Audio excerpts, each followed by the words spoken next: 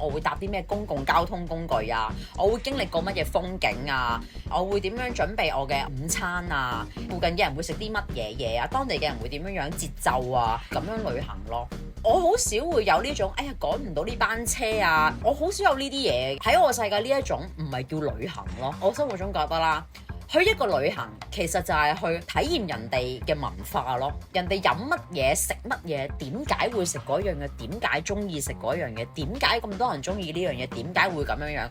即係去體驗人嘅文化咯。你去到旅行嘅時候，哇！人哋最好嗰啲你全部 enjoy 晒，咁你喺香港你實覺得香港乜都唔好㗎。你去人哋啲地方下下，哇！人哋邊間酒店最好食啊，去嗰度瞓嗰度食，邊度食嘢最貴嘅，你又去嗰度食。你不停去人哋國家睇晒人哋所有佢哋最好嘅嘢，然後你就覺得，哎呀，我住嘅地方唔好啦，點點點。其實個個國家都有窮人啦，可能你去嗰啲地方，人哋嗰個地方家庭每年可能先會當慶祝咁去一次嘅，你一鑊過就去撚晒啦。有乜謂呢？其實係呢啲旅行我知，你去100次對於我嚟講都唔係學識緊一個世界嘅文化咯，你只不過係去體驗你自己想體驗嘅嘢咯，就唔係去認識一個國家同埋認識一個地方咯。我知好多人佢哋可能會哇每年都會去一次旅行啊，但係佢哋一路都係去嗰度揾自己想玩嘅嘢，但係從來都真係冇了解過嗰度點解會吸引到你咯。一個地方要吸引到人，其實由佢人民組成啦，由佢嘅氛圍組成啦，由